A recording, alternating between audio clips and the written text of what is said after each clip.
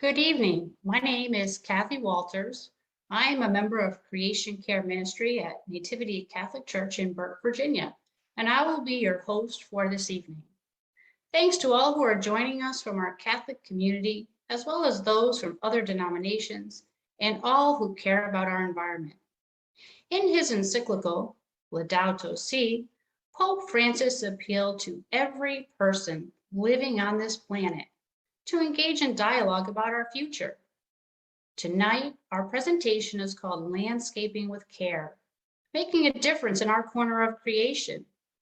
We hope that after this evening, you will be inspired to make a practical difference in preserving God's biodiversity by landscaping with care at home or on your church campus. A few housekeeping details. The webinar will be about 1 hour. All participants are muted. We will open the chat at the end of the presentation for questions. This webinar is being recorded and we will send the link to all registrants. For now, you might find it helpful to select speaker view so that the shared slide is bigger and more readable. At this time, it's my pleasure to introduce Nativity's pastor and the chairman of the Peace and Justice Commission of the Catholic Diocese of Arlington, Reverend Robert Zielinski, for our opening prayer. Father Bob? Yes, thank you so much, Kathy. Thanks for being our host tonight.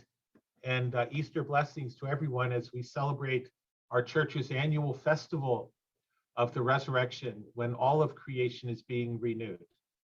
I'm grateful to Kathy and also to Kim Young, our presenter tonight, for their wonderful work in spearheading efforts in our own parish at Nativity to care for creation and to lead us to good stewardship. And Easter is a season of great hope and light for all of us. So in this spirit, let us pray. We are a people of hope. We hope for the future. We hope for to change. We hope for the healing of the earth. Let us also be a people of action, moving to protect and heal our common home. Rooted in faith and propelled forward by our traditions, we work toward a future unseen and already emerging. God of all creation, mold us to be leaders ready to meet the struggles before us. Together we dare to hope, commit to change, and join hands in service to heal our planet and lead the way to a better tomorrow for God's good creation. We are a people of hope and ask this prayer through Christ our Lord. Amen.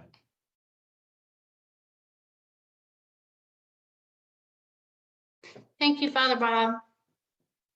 Before the presentation gets started, I will share a bit about Nativity Catholic Church and our Creation Care Ministry. After the presentation, we will hear a few insights from Nativity parishioners and learn more about what is happening at the diocesan level in creation care.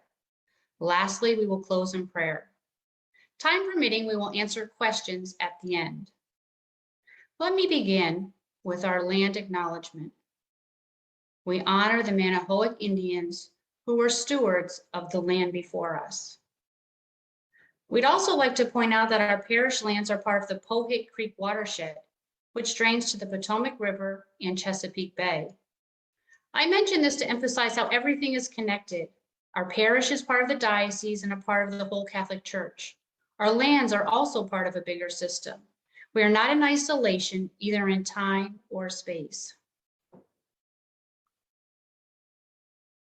The Creation Care Ministry was formed at Nativity in 2017 with the great inspiration of Pope Francis's encyclical, Laudato Si', on care for our common home.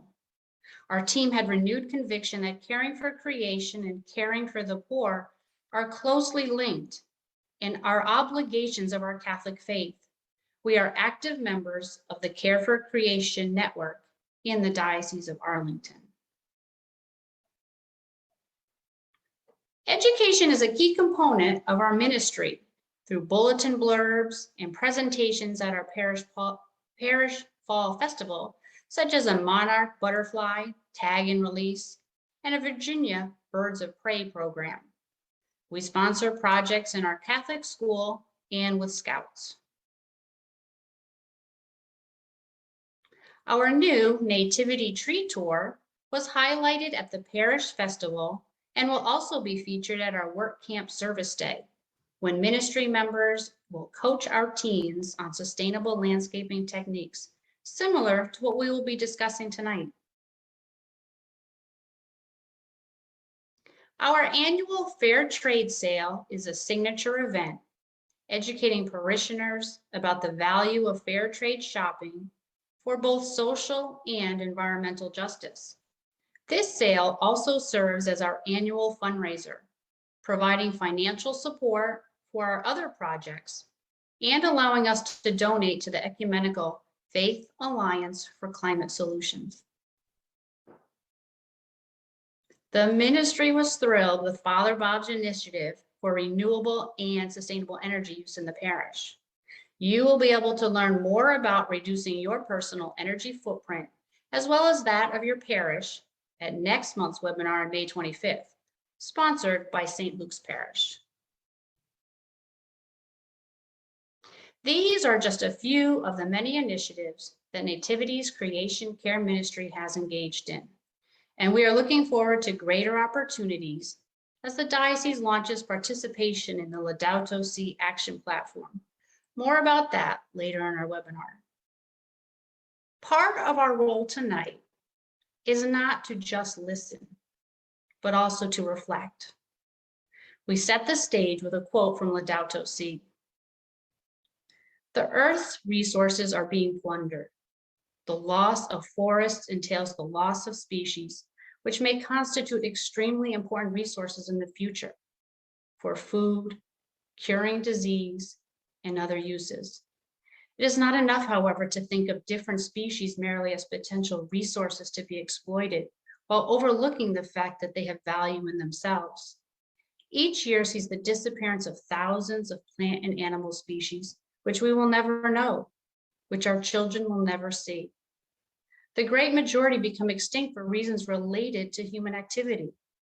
Because of us, thousands of species will no longer give glory to God by their very existence, nor convey their message to us. We have no such right. Our reflection question is this: am I caring for my corner of creation in a way that reflects care for all of God's species? Why or why not? Let's pause for just a moment to reflect.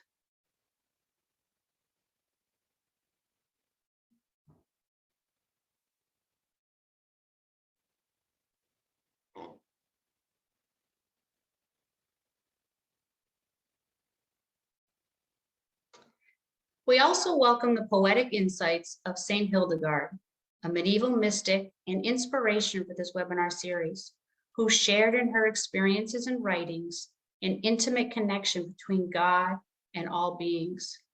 Pope Benedict declared her a doctor of the Church in 2012. Our speaker this evening is Kim Young, a naturalist with the Fairfax County Park Authority and leader of Creation Care Ministry here at Nativity. She has training as a master gardener, National Wildlife Federation Habitat Steward, and Audubon at Home volunteer, and is certified with the National Association of Interpretation.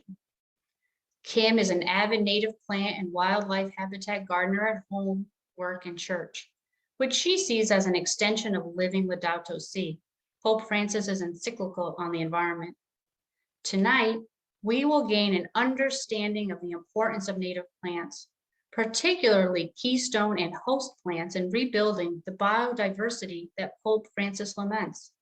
Kim will discuss practical strategies for sustainable gardening and share examples of native plants and the wildlife they support, as well as options for Mary Gardens and St. Kateri Habitats.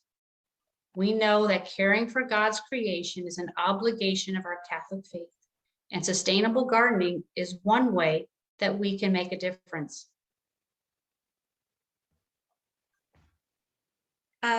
It is my great pleasure to be sharing with you tonight a topic that is near and dear to my heart, Pope Francis's encyclical Laudato Si is addressed to all of us, Catholics and non-Catholics, about how we are shaping the future of our planet. And he invites us to join him in embarking on a new path. One of the most important topics that Pope Francis addresses is biodiversity. The quote that Kathy read during the reflection says it all. We have no such right, for so many reasons, to cause the extinction of so many of God's creatures through our selfish behavior.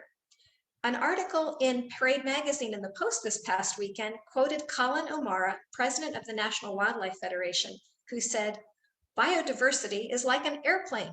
If you start taking out screws one at a time, you don't know which one is going to make the wing or the engine fall off, but eventually the system is going to collapse.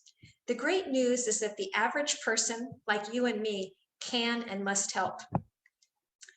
Some of you may be familiar with Doug Tallamy's work, pictured here in part.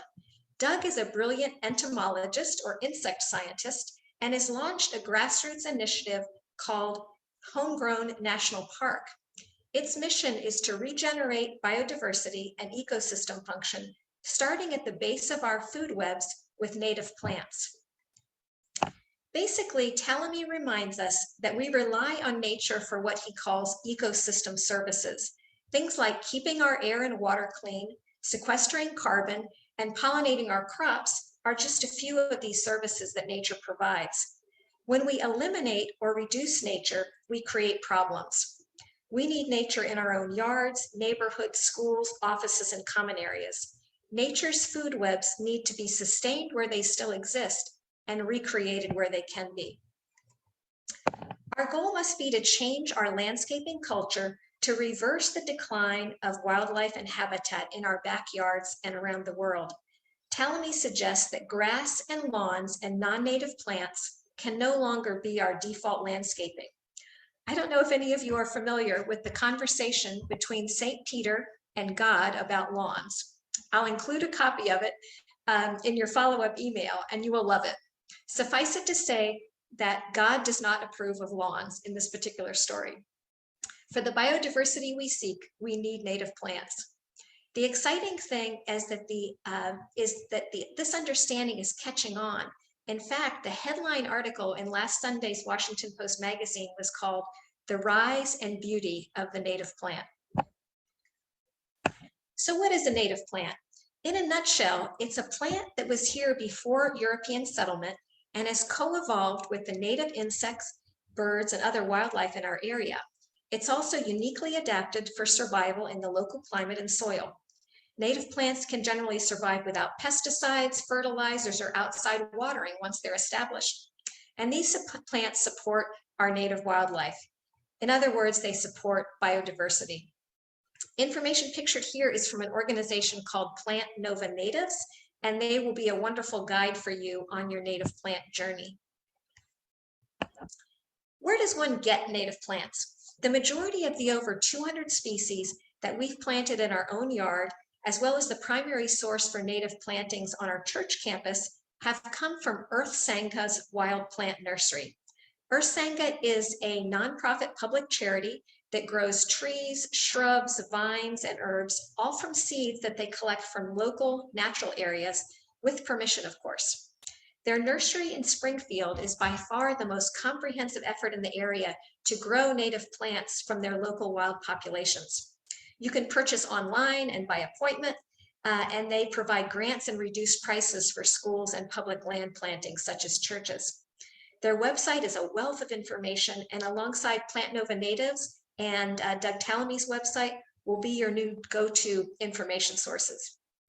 And the exciting thing is that Earth Sangha is just one source. Native plant sales are booming, and more nurseries, more plant sales, and more landscapers are coming to understand the critical nature of native plants.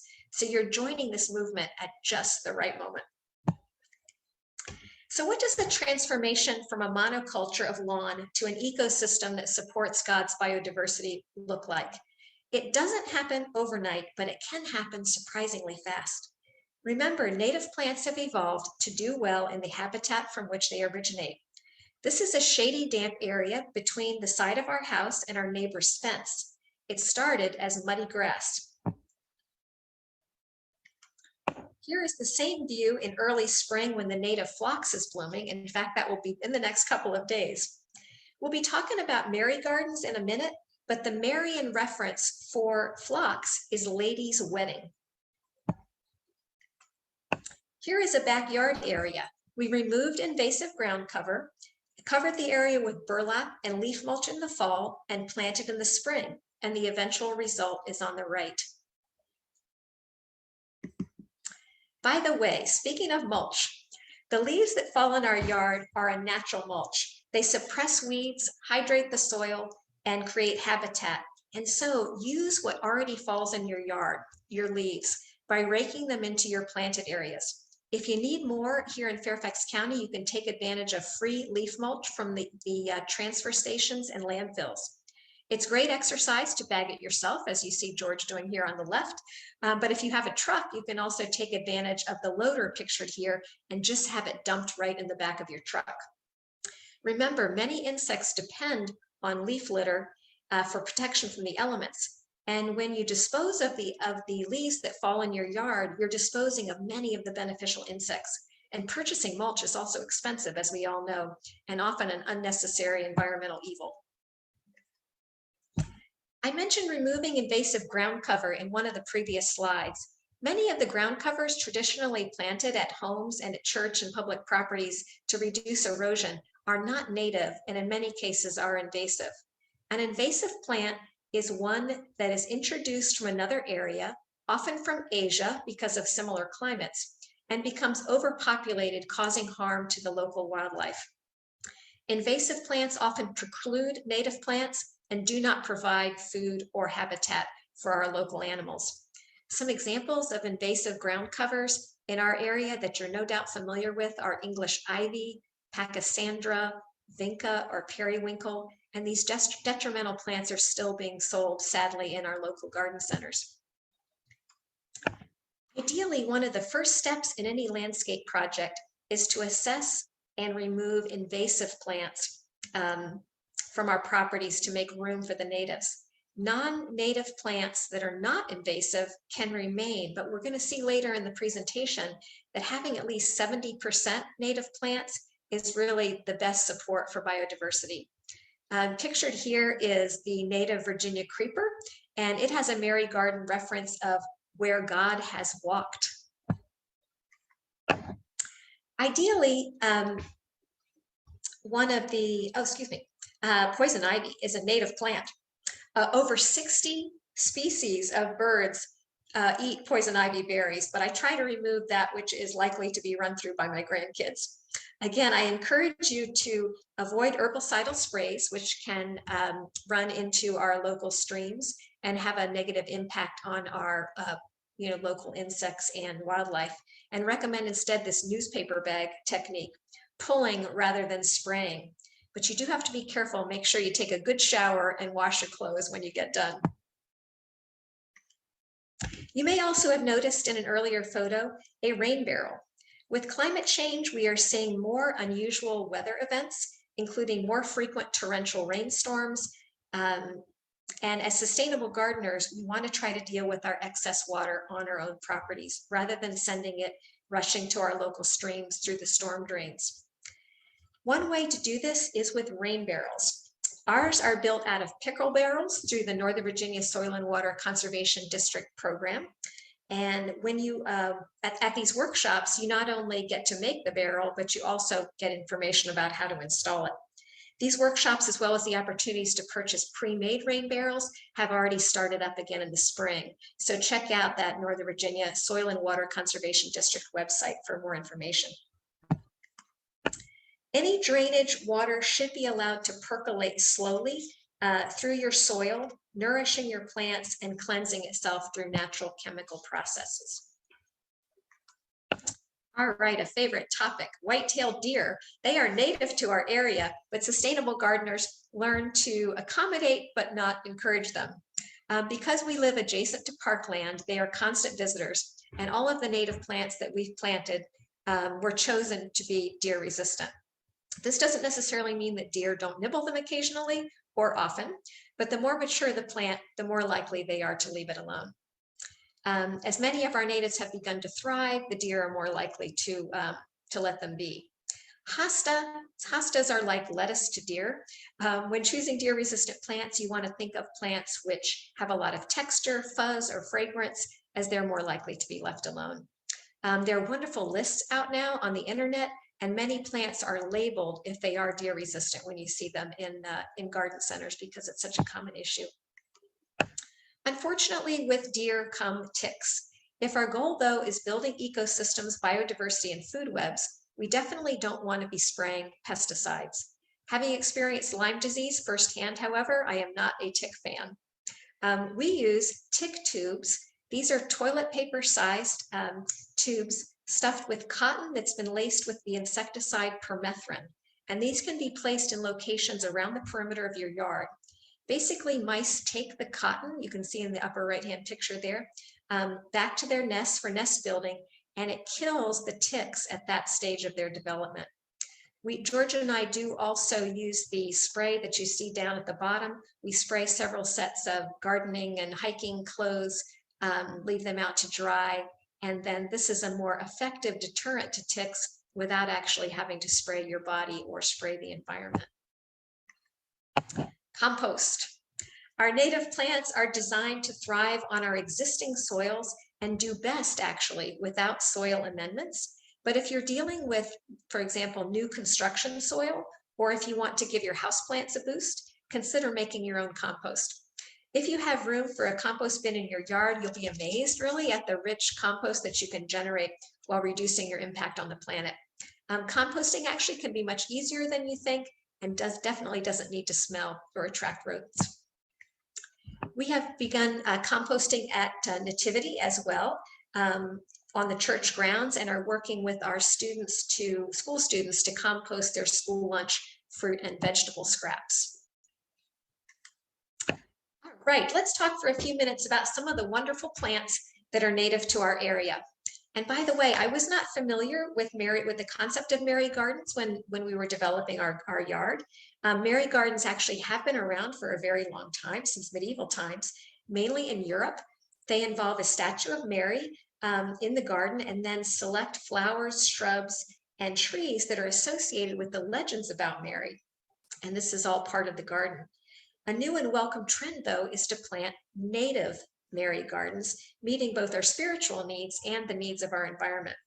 The Mary Garden reference for these beautiful Virginia bluebells, which I hope many of you got to see this spring, is Mary's thimbles, or Virgin Mary's tears.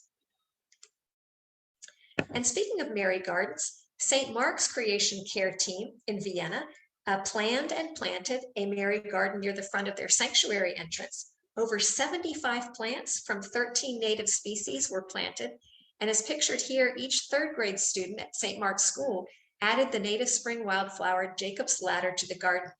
Stepping stones forming a 1-decade rosary were made by the parish school for Catholic Schools Week and will be installed this May, followed by a blessing of the garden.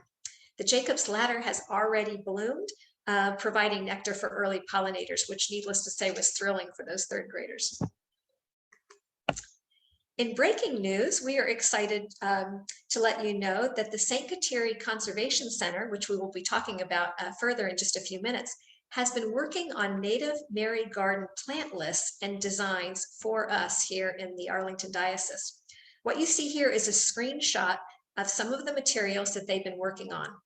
And they are also working on photo permissions for a full set of PowerPoint garden designs. More information will be available soon on their website. And if you're on, thank you, Kat and Annalise, for the wonderful work that you're doing in part on our behalf. Annalise and Kat also reminded me that the Catholic Climate Covenant has released a small grant program from the Victory Knoll Sisters with a deadline of May 2nd. It's a great way to fund native plant gardens, and we'll be typing that into the chat during the question and answer period at the end. All right, let's take a look at just a few more natives that have Mary Garden references. Columbine is sometimes called Our Lady's Shoes, and it blooms at the same time that hummingbirds are returning from their winter vacations south of the border. And it's great evidence of the coevolution between hummingbirds and this particular plant, Columbine. Hummingbirds need a plentiful source of nectar as they move north, and columbine needs its pollen transported. Interestingly, cultivars such as the dark purple color of columbine are not attractive to hummingbirds, only the native red species.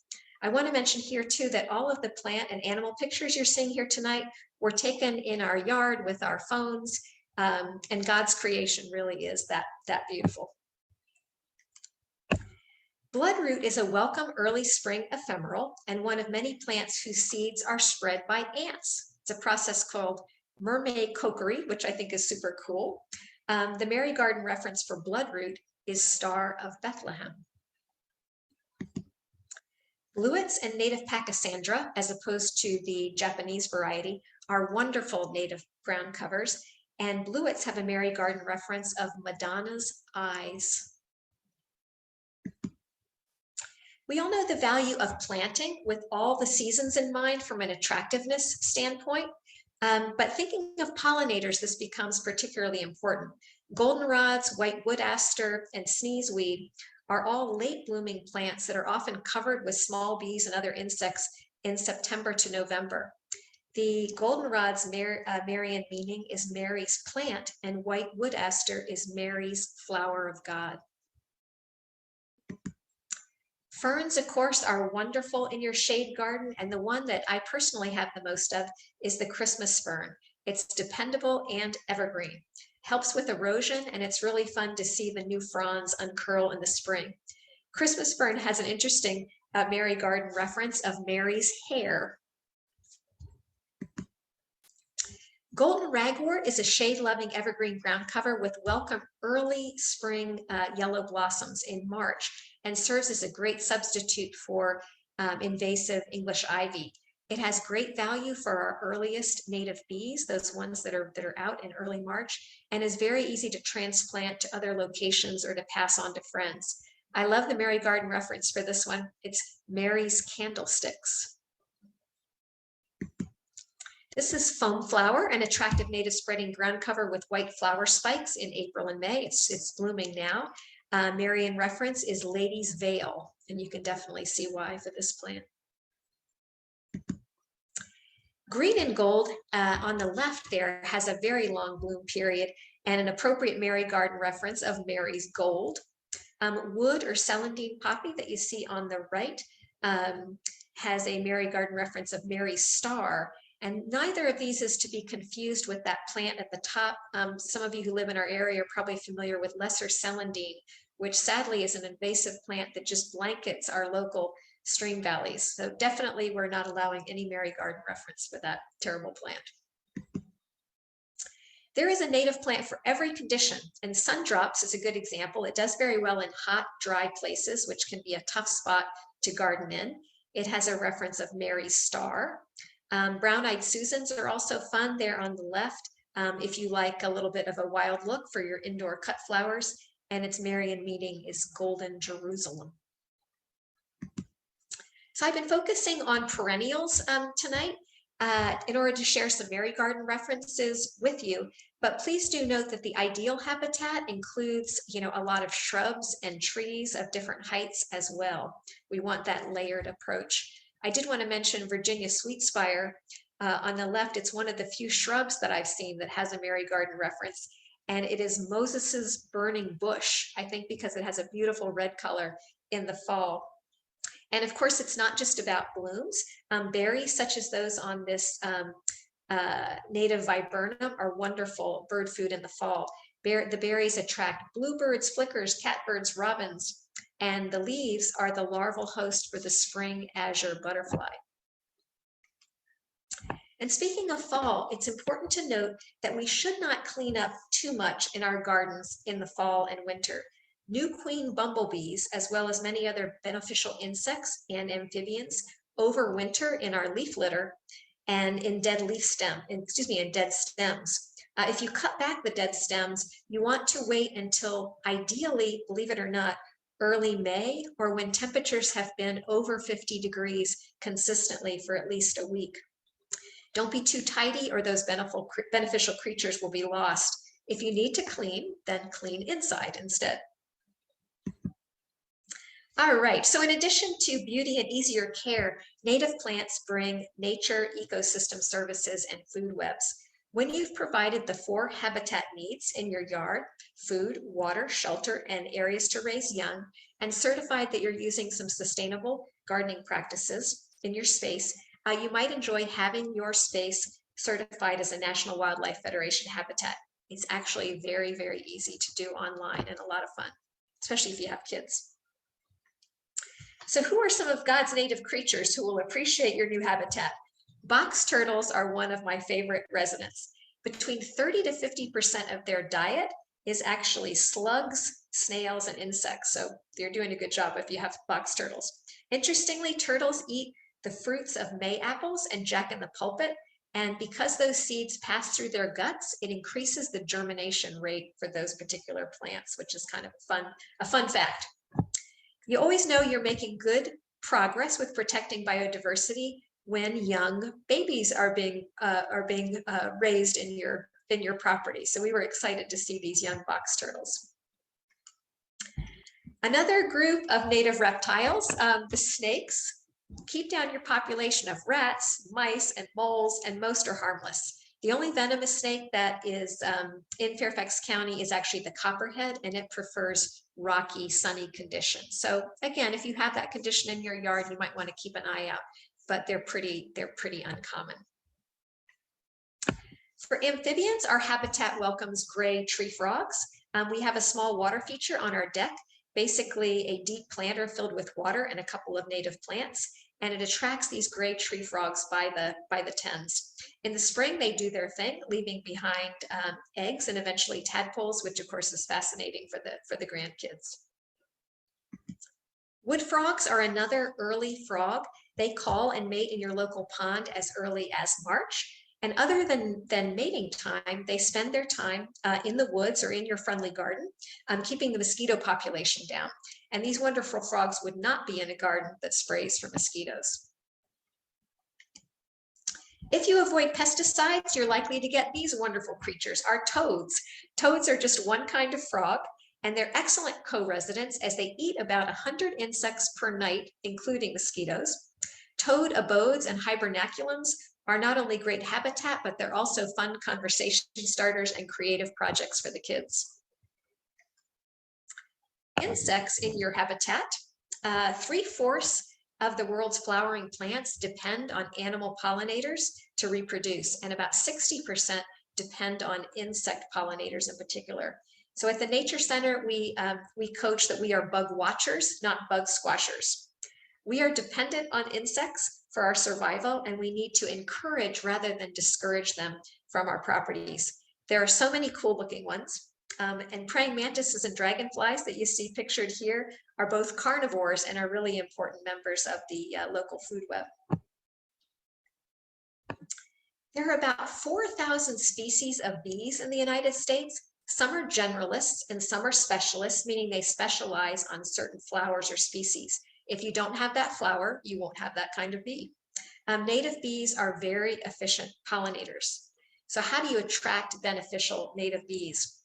It helps to have a diversity of flower shapes, like you see pictured here. Also, the larger the patch of one kind of flower that you have, the more likely the bees are to spot it and to come visit it.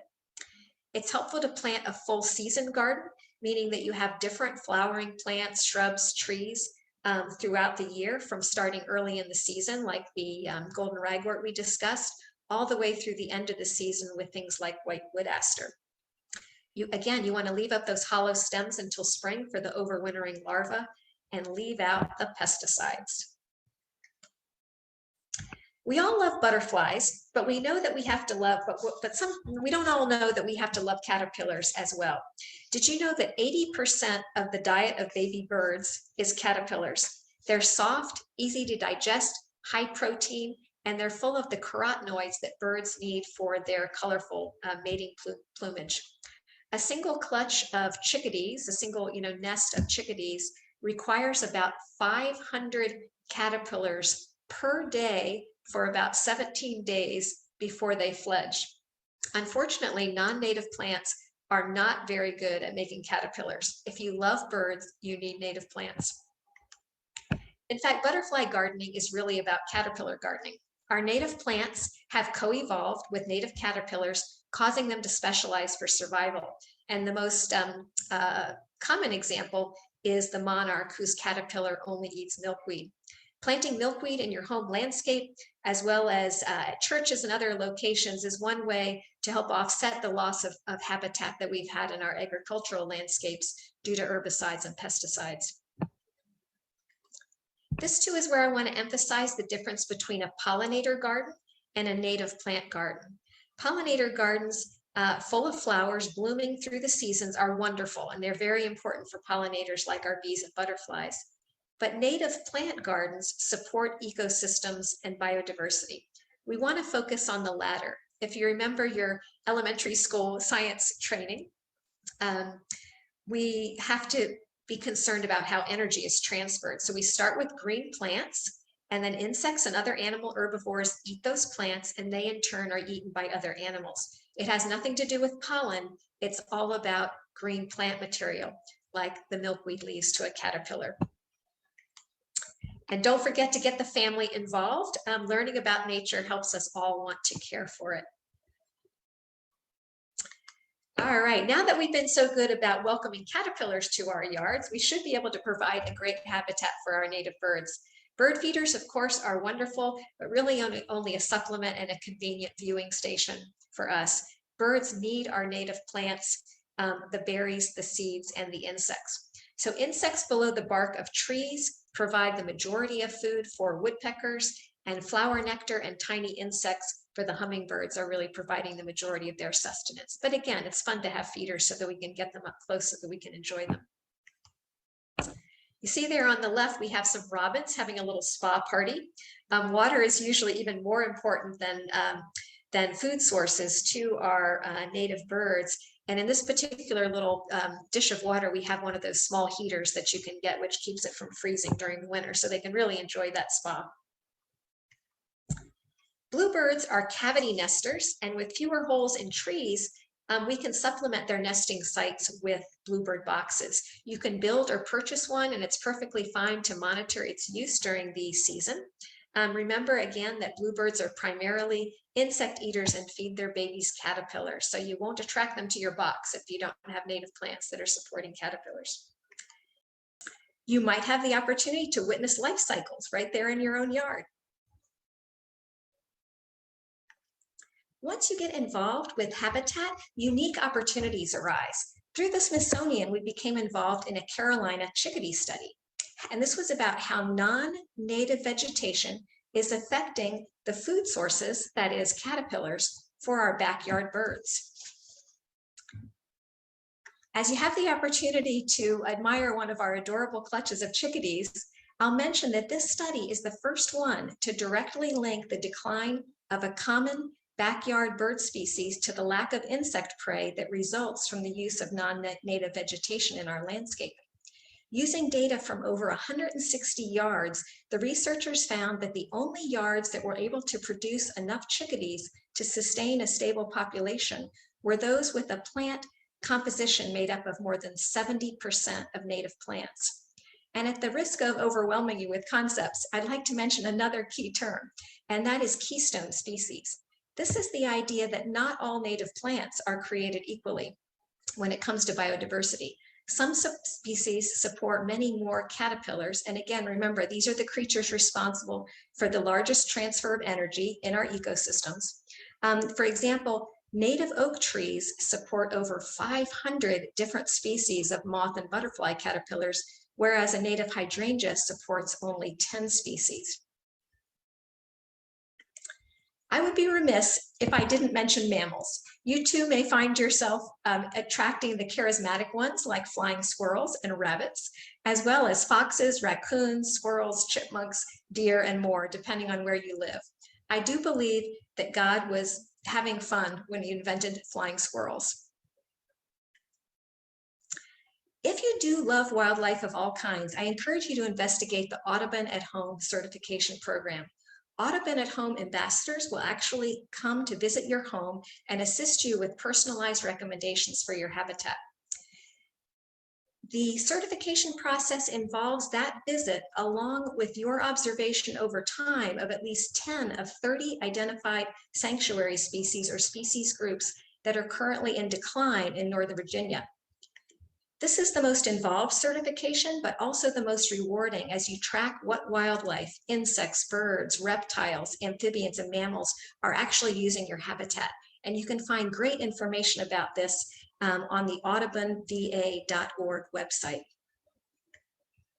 I'm saving the best for last, and so it will be forefront in your mind. The newest certification program, and one that really identifies with living Laudato Si', is the Kateri Habitats certification program for Catholic homes, church campuses, and more. On this same website, you can also find the expanding information that we mentioned earlier about Mary Gardens. So while the planning and planting may take a little time, the rewarding certification process is amazingly easy. And you can see just a little bit here, this is basically the form that you complete to certify your St. Kateri habitat. And once your habitat is certified, be it your home, as ours is pictured here, or your parish or any other Catholic land, your habitat can be featured on the St. Kateri virtual habitat tour. Nativity is just one of many parishes around the world who has certified a St. Kateri space. Also here in our diocese, the St. John Neumann Care for Our Common Home Ministry has initiated several projects for St. Kateri certified sacred spaces on their parish grounds. Peaceful retreat spaces for prayer and contemplation remind parishioners of our connections with the divine, with each other, and with nature. An Eagle Scout led a project to replace a grassy area by a parking lot with a pollinator garden. Later, the parish's work camp participants built benches and refurbished an outdoor prayer space. And finally, a ministry family guided the building of a prayer loop featuring whimsical pillars developed by parishioners. You remember Pope Francis' comment earlier on biodiversity and Laudato Si', pictured here again on the right. But Doug Tallamy also gives us hope in this regard, albeit from a more secular perspective. He says, "For the first time in history, gardening has taken on a role that transcends the needs of the gardener. Like it or not, gardeners have become important players in the management of our nation's wildlife. It is now within the power of individual gardeners to do something that we all dream of doing, to make a difference. In this case, the difference will be to the future of biodiversity, to the native plants and animals of North America, and the ecosystems that sustain them." We hear the call of the earth and the call of the poor, and we see the beauty of creation, yet we sometimes think that we have a better idea about that beauty. As a result, we are introducing plant and animal species, sometimes accidentally, but often intentionally, which are reducing the wonderful biodiversity that God provides us with. We know that the poor are disproportionately affected by environmental degradation of all types, including biodiversity loss. So how can we respond in our corner of creation? Let's review. First, plant native plants. Aim for 70% native in your space, focusing on keystone species while eliminating invasive species. Practice sustainable gardening techniques. Use the natural mulch that your yard creates. Treat your runoff water on site. Reduce your use of herbicides and pesticides, and compost your waste. Welcome wildlife and role model for others around you by certifying your yard as a St. Kateri habitat, National Wildlife Federation habitat, or Audubon at Home sanctuary. Consider prayerful spaces such as native Mary gardens with both spiritual and environmental benefits. And lastly, remember that there is a wealth of information out there about getting started, some of which will be referenced in the resources we will send you. The best advice for beginners: choose a small space, remove the grass, and plant natives. You will definitely get the hang of it. Finally, commit to continual learning about making a difference in preserving God's biodiversity by landscaping with care.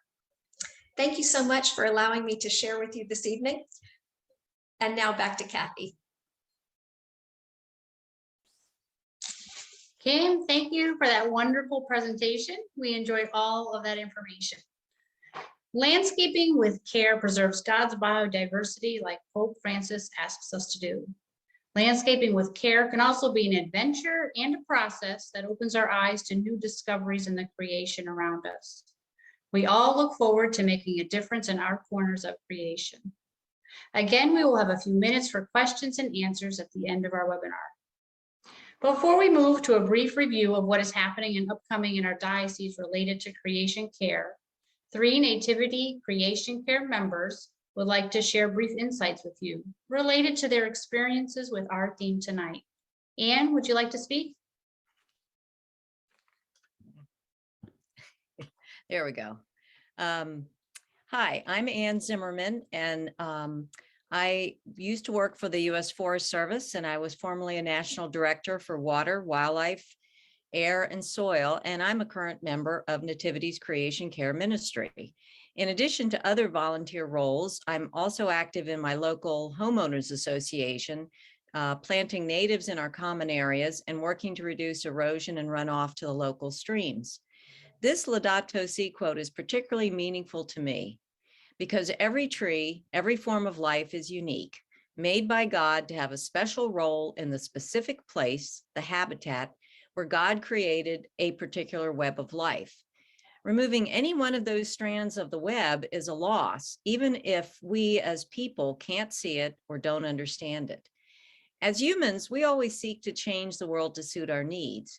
And although God gave us this world to live in, he also gave us responsibilities to steward all of his creation, not just the parts we like or think are valuable to us. So when we bring in non-native species, or even worse, invasives, we are significantly changing the web of that place. And if we think we are improving on God's creation, I'd like to suggest that that's arrogance on our part. And so we need to be mindful of what we do, why are we doing it, and how can we carry out our responsibilities as stewards of God's creation? Thanks, Anne. Now let's hear from Sue. Hi, I'm Sue Bomar, a longtime parishioner and member of the Creation Care Ministry here at Nativity. I relate to this quote from Laudato Si. All of us can cooperate as instruments of God for the care of creation, each according to his or her own culture, experience, involvement, and talents. This really resonates with my own experience and growth in caring for God's creation.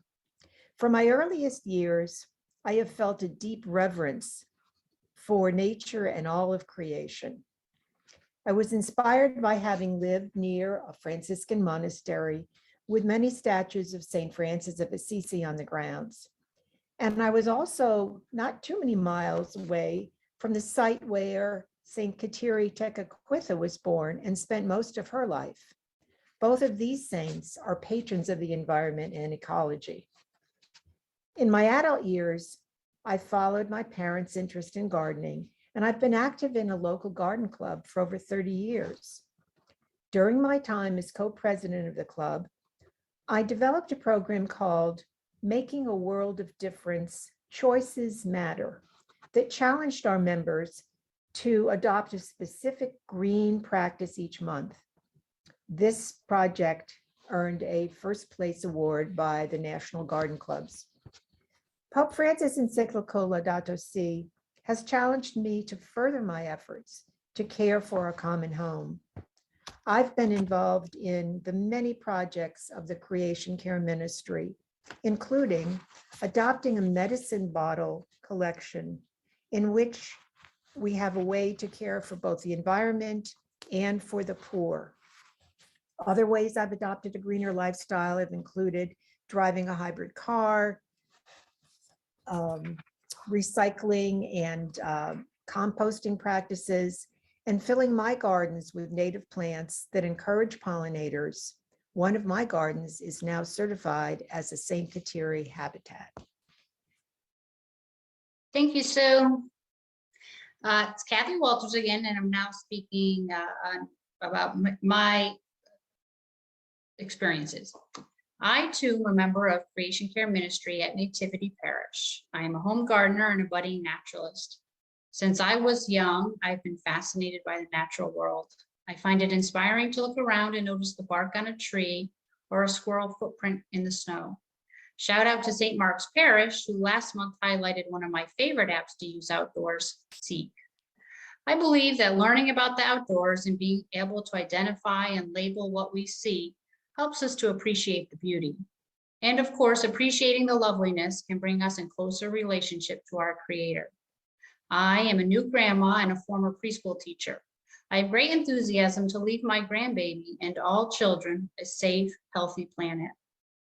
Laudato Si, paragraph 160 says, "What kind of world do we want to leave to those who come after us, to children who are now growing up?" This question not only concerns the environment in isolation, the issue cannot be approached piecemeal. Children will live with the results of our choices. I choose to plant native plants in my yard.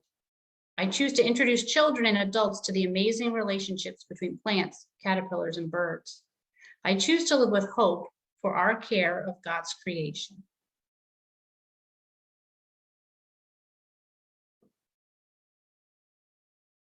Nativity is just one of many parishes in the Diocese of Arlington that have active care for creation teams, and more parishes are in the process of forming one.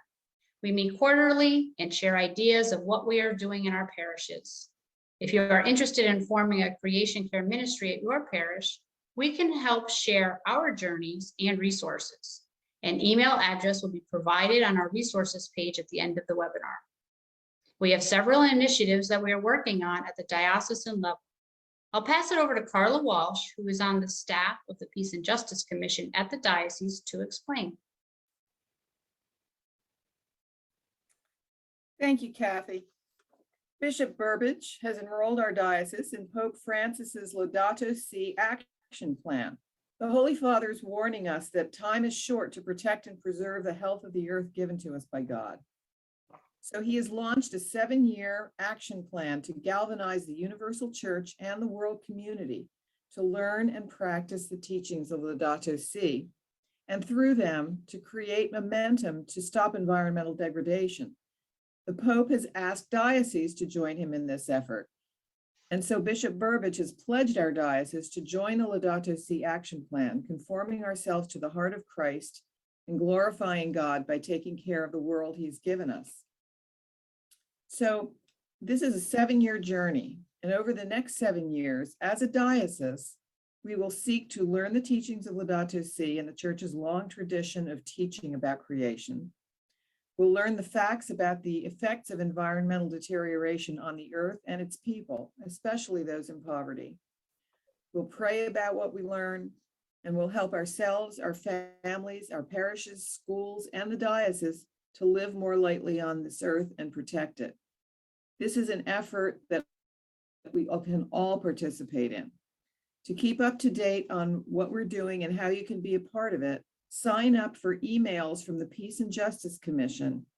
You go to arlingtondiocese.org/peace and click on the sign up button and see what you can do to be a part of it. Thank you, Carla, for sharing about this exciting initiative.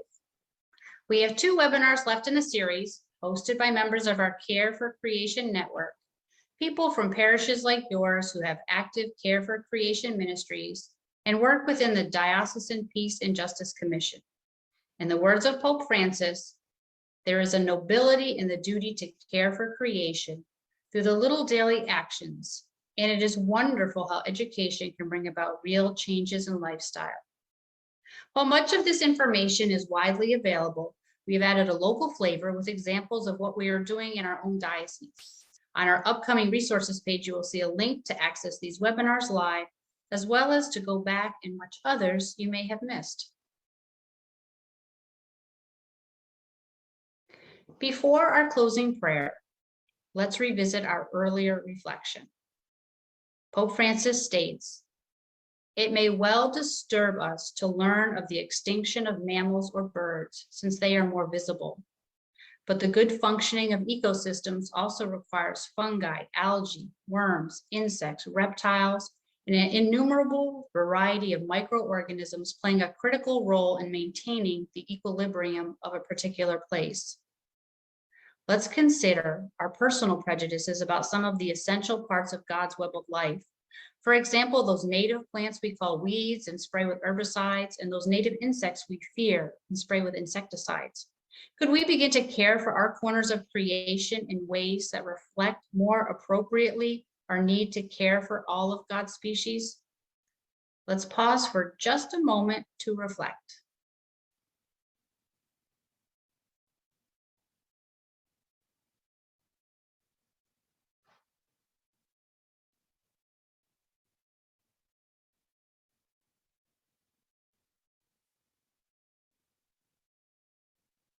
In just a moment, we will display our resources page and begin our question and answer period.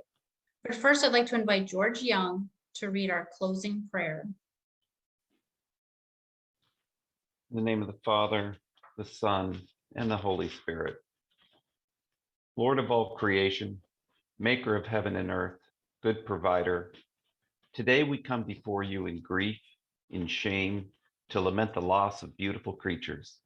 We grieve the more than 1 in 4 flowering plants, the 1 in 5 mammals, the nearly 1 in 3 amphibians, and the 1 in 8 birds that are vulnerable to being wiped out completely. We acknowledge that we play a part in this dying by our carelessness, ignorance, and our indifference. Forgive us our part in the death of healthy ecosystems and the resulting extinction of your creatures. Refresh our love for all you have made. Renew our resolve to advocate, fight, nurture, and defend our fellow creatures. We thank you for the magnificent world which you have bestowed upon us. We thank you that you can do more than all we ask or imagine, so we ask for your help. Restrain human evil, energize us for service, fill us with courage and hope. May your world ever be very, very good. Amen. Thank you, George. And thank you to each one of you for joining us this evening. God's creatures thank you, as well as these wonderful monarch caterpillars and butterfly, courtesy of the St. John Neumann Kateri Habitat. The chat is now open for you to type any questions you may have. As we begin our question and answer time, we will put up our resources page. This will be sent to you in an email along with the link to the recording of this webinar. I will add that most of these organizations have a social media presence on Facebook or Instagram and provide daily tidbits of helpful information to inspire your sustainable landscaping journey. George, time for questions. Thank you, Kathy, and thank you, Kim, for a tremendous presentation. And isn't it just an example how it's actually easier to be out in nature than it is to deal with technology? So we can just sort of keep that in mind. One of the first questions that is noted is, are there any tips for rooting out English ivy, particularly in wooded areas? That's a good one. We work on that continuously at the Nature Center with some of our team volunteers, and it's a tough process. Fortunately, there's really good resources right now that deal with each invasive plant in your particular area and give you instructions, because as you know, in some cases, just removing, pulling an invasive plant takes care of it. In other cases, you need to put some sort of a material on the roots in order to keep it from coming back. With English ivy, one of the most important things is to prevent it from climbing trees. So if you can, number one, make sure that you cut it so that it's no longer climbing up your trees. That helps a lot, because that's probably one of its areas of greatest damage, is in injuring our trees. But again, I'd encourage you to get one of our local Fairfax County resources that features the different invasives that will give you really good instructions for each one. Good question. There's another one here asking, how long did it take to transform the yard from what it was with the mud that you showed on the beginning to where it is today? A great question. It was a process of several years, doing sections at a time. I think it is important to realize that even if you do just one small section of your yard by either removing grass and planting natives, or if you take your existing landscape and add natives to it, each step that you take makes a difference, is helpful.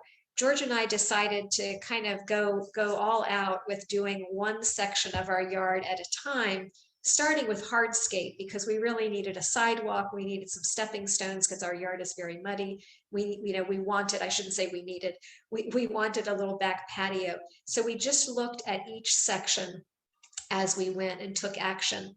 I think one of the things that I realized though is it's so fun and it's so addictive and so rewarding that you sort of lose track of the time, and you're addicted and you just always want to do more. So again, each person's journey is a little bit different, but there are wonderful getting started resources on, I think we still have that slide up, but particularly the Ursanga Plant Nova Natives, Homegrown National Park, and Kateri Conservation Center have wonderful getting started resources. The Kim, there's a question about that comes through pretty regularly around natives, and that's about the sort of, sometimes they present more messy in neighborhoods than what the neighbors are used to. Any thoughts about that? Yes, it is true. And you will find on the Plant Nova Natives website, there's a wonderful article directed specifically at that and how you can get started in an area where you feel as though the neighbors might object. And it talks again about having very defined areas, keeping some sections of grass, and how to maintain it in such a way that it won't look too messy.